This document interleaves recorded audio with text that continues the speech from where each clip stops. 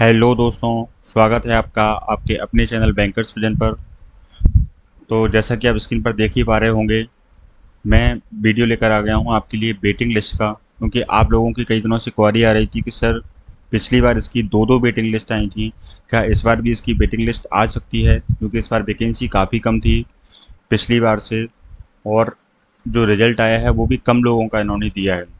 तो waiting list के बारे में हम आगे बात करेंगे। वीडियो को एंड तक ज़रूर देखिएगा, और यदि आपने चैनल को अभी तक सब्सक्राइब नहीं किया है तो प्लीज़ चैनल को सब्सक्राइब कर लीजिएगा एंड अपने दोस्तों के साथ शेयर कीजिएगा।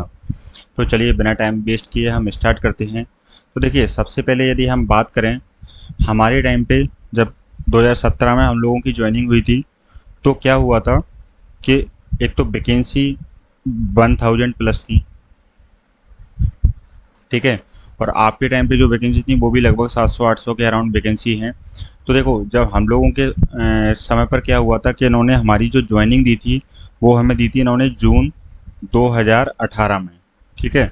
पेपर हो गया था हमारा कब, 2017 में ही हो गया था, लेकिन एक साल तक ये लोग अटकाए रहे थे इसको। तो जून 2018 में आकर इन्होंने हमें ज्वाइनिंग दी थी, ठीक है। लेकिन क्या हुआ था कि पिछली बार वैकेंसी हर डीसीसी में थोड़ी ज़्यादा थी, तो बहुत सारे लोगों ने ज्वाइन नहीं किया था। जैसे अभी आपका रिजल्ट आया है, डीवी वगैरह हुआ है, तो डीवी करवा लेंगे सब लोग, लेकिन इसमें क्या रहता है कि कोऑपरेटिव को लोग इतना मतलब अदर बैंकों जैसा नहीं मानते हैं, और होती भी नहीं है नेशनलाइज बैंकों जैसी।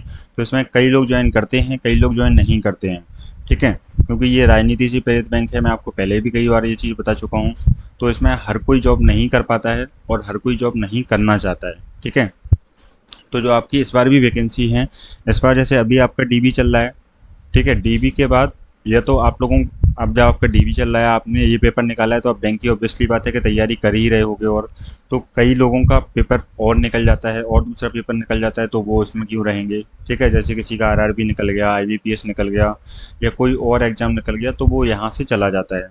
दूसरी बात, एक ऑप्शन ये रहता है कि जो नए लोग हैं उसमें कई कई लोगों के अभी हो गया होगा, है ना, लेकिन फिर भी उन्होंने पेपर दे दिया होगा, तो उनका रिजल्ट आ गया हो गया, तो वो हो सकता है डॉक्यूमेंट वेरिफिकेशन के लिए भी नहीं जाएं। तो इस तरीके से भी आपके कई सारे ऐसे लोग रहते हैं जो ज्वाइन नहीं करते हैं, ठीक है। जो ज्वाइन नहीं करते हैं, तो इस तरीके से काफ़ी वैकेंसीज रहती हैं जो खाली रहती हैं। क्योंकि जो पिछली बार भी ऐसा हुआ था कि जो हमारी वैकेंसी थी वो लगभग लगभग आधी फिल हुई थी, 500 से 600 वैकेंसी के अराउंड फिल हुई थी। तो कई सारी जगह वेकेंट रह गई थी। इस वजह से इन्होंने क्या किया था कि दो दो वेटिंग लिस्ट आई थी पिछली बार, दो वेटिंग लिस्ट आई थी। फर्स्ट वेटिंग लिस्ट आई थी एंड उसके बाद फिर भी जगह नहीं बनी थी, उसके बाद सेकंड वेटिंग लिस्ट आई थी। तो अब इसी से समझ सकते हैं कि इस बैंक की क्या हालत है, क्यों इसमें लोग ज्वाइन नहीं करना चाहते हैं, ठीक है। तो देखिए, इस बार भी मुझे ऐसा लग रहा है कि जो आप लोगों का रिजल्ट आया है, इसमें काफ़ी सारे लोग ऐसे होंगे जो तैयारी कर रहे होंगे, क्योंकि आप लोगों को ऐसा लग रहा है कि भैया इतनी वैकेंसी थी लेकिन रिजल्ट भी इन लोगों ने कम कर दिया है, तो फिर वेटिंग लिस्ट आने के चांसेस ही क्या हैं। लेकिन मुझे ऐसा लगता है कि इस बार भी वेटिंग लिस्ट आपकी, एक वेटिंग लिस्ट तो आपकी आ सकती है, क्योंकि कुछ लोग इसमें ज्वाइन नहीं करेंगे और कुछ लोग ज्वाइन कर भी लेंगे। तो उनका, जो आप लोग कई तैयारी करते हैं अदर एग्जाम्स की, तो उसमें और कहीं सिलेक्शन हो जाता है, तो वहाँ पर आप चले जाते हैं इसको छोड़ के, क्योंकि यहाँ पर कोई नहीं रहना चाहता है। तो इसीलिए क्या है, मुझे ऐसा लग रहा है कि इस बार भी वैकेंसी जो आपकी वेटिंग लिस्ट है वो आ सकती है, वैकेंसी आपकी पूरी फिलफिल नहीं होंगी, ठीक है। तो अब क्या है, अब यदि हम नंबर की बात करें, तो देखो जो लास्ट टाइम वेटिंग लिस्ट आई थी उसमें जो हमारा जो मेन कट ऑफ गया था लगभग 140-42 नंबर गया था, जनरल की मैं बात कर रहा हूँ। तो उससे पहली वेटिंग लिस्ट में 6-7 नंबर का डिफरेंस आया था जो इन्होंने वेटिंग लिस्ट उठाई थी, और दूसरी वेटिंग लिस्ट तक 15-15, 20-20 नंबर तक वो लिस्ट चली गई थी। मतलब जैसे यदि आपकी 140 कट ऑफ गया था, तो 120-25 नंबर वालों का भी वेटिंग लिस्ट में आ गया था नंबर। तो मुझे लग रहा है कि इस बार दो वेटिंग लिस्ट तो मुझे नहीं लग रहा कि आएंगी, क्योंकि वैकेंसी भी कम थी और रिजल्ट में भी इन्होंने कम लोगों का दिया है, लेकिन एक वेटिंग लिस्ट आपकी आनी चाहिए। अब आपकी कब तक आ सकती है, तो देखिए जो लास्ट टाइम हुआ था, मैं लास्ट टाइम की बेस पे बता रहा हूँ। एग्जैक्ट मैं इस साल का, मैंने देखो किसी से मेरी बात तो हुई नहीं है अपेक्स बैंक में कि वो मुझे एग्जैक्ट चीज़ें बता देंगे। जैसा लास्ट टाइम हुआ था वैसा ही लगभग इस बार हो रहा है, क्योंकि पहले जून में रिजल्ट आया था, इस बार आपका मई में आ गया है। तो देखो है क्या, पिछली बार जब जून में रिजल्ट आया था, तो आपका जो उन्होंने वेटिंग लिस्ट दी थी वो हमें दी थी लगभग जनवरी में आई थी, ठीक है। जनवरी 2019 में इसकी वेटिंग लिस्ट आई थी, और उसकी जो ज्वाइनिंग है वो कब दी थी इन्होंने, मार्च में दे दी थी, लगभग मार्च एंड तक इन्होंने दे दी थी, मार्च या 1 अप्रैल ऐसा कुछ दिया था इन्होंने। तो इस बार भी ऐसा ही है, क्योंकि जो आपका रिजल्ट आया है वो भी लगभग मई में आया है आपका, पिछली बार क्या आया था, जून में आया था। तो इस बार भी चुनाव है, उस साल भी चुनाव थे, तो दोनों चीज़ें लगभग लगभग सेम हैं। तो आपकी जो वेटिंग लिस्ट है वो यदि आएगी भी, तो अभी तो नहीं आने वाली है। यदि आप लोग सोच रहे हो कि अभी रिजल्ट आ गया तुरंत से वेटिंग लिस्ट आ जाए, तो अभी आपकी वेटिंग लिस्ट नहीं आएगी। लेकिन हाँ, आपकी वेटिंग लिस्ट जो है, सॉरी, आपकी वेटिंग जो लिस्ट है, चुनाव के बाद आपकी वेटिंग लिस्ट एक आ सकती है, आ सकती है। मैं देखो, मैं 100% श्योरिटी से नहीं बोल सकता कि आएगी ही, क्योंकि डिपेंड करता है कि कितने लोग ज्वाइन कर रहे हैं, कितने लोग और इसको ज्वाइन नहीं कर रहे हैं, या कितने लोग इसको छोड़ के जा रहे हैं।